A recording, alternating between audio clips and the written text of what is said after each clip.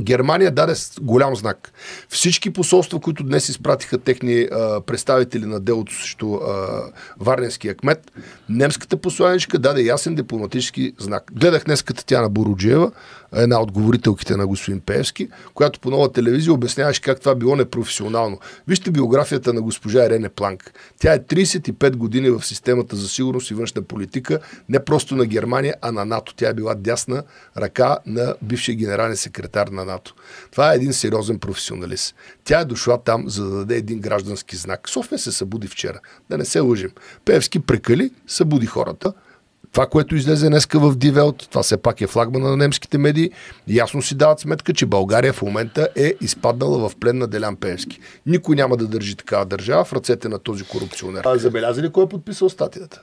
Статията е подписана от човека, който отговаря за целия отдел за външна политика на Die Welt. Това не е просто журналист.